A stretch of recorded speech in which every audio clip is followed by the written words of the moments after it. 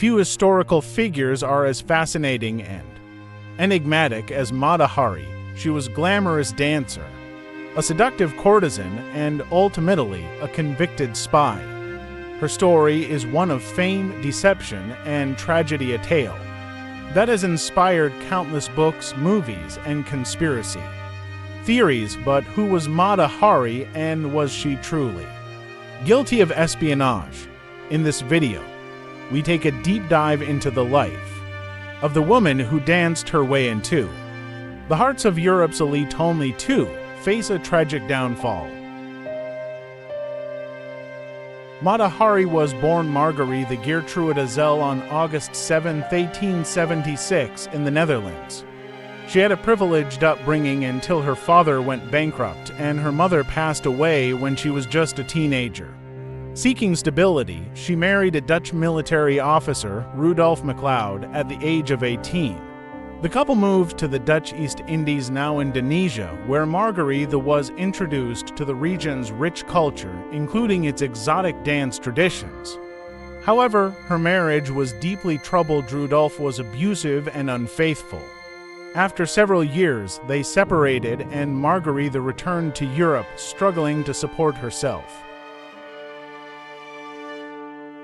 In Paris, Margaretha reinvented herself as Mata Hari, a name that means Eye of the Day in Malay.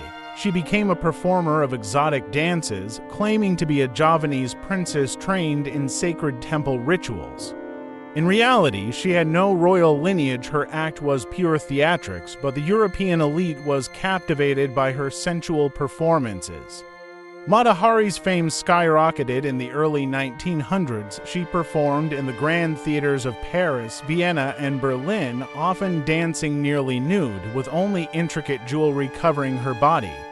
Her ability to mesmerize audiences made her one of the most sought-after entertainers of the time.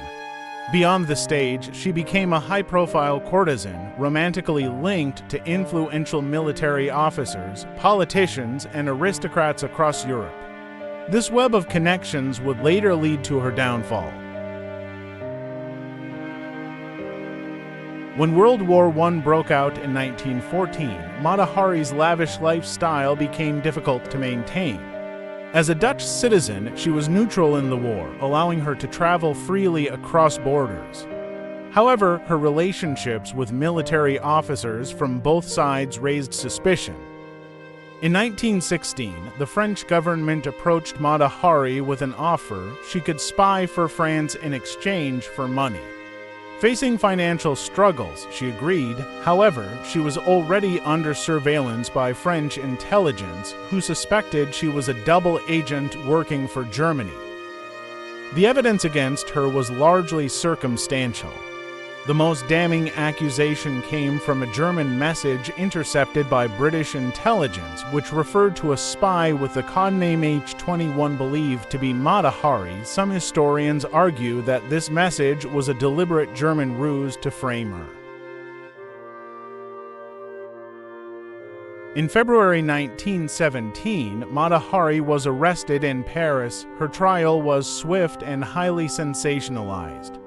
The prosecution painted her as a treacherous femme fatale, accusing her of seducing men to extract military secrets. Despite little concrete evidence, she was convicted of espionage and sentenced to death. On October 15, 1917, Mata Hari faced a firing squad. Reports say she refused a blindfold and stood tall, even blowing a kiss to her executioners before the shots rang out. Her body was never claimed, and she was buried in an unmarked grave.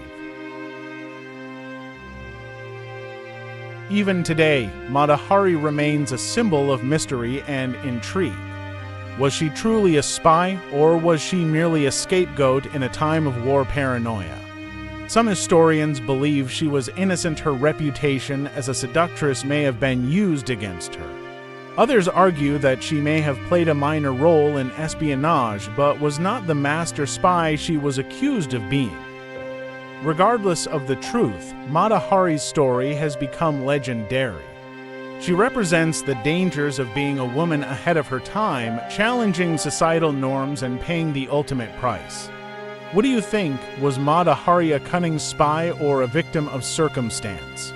Let us know in the comments. Don't forget to like, share, and subscribe for more historical deep dives.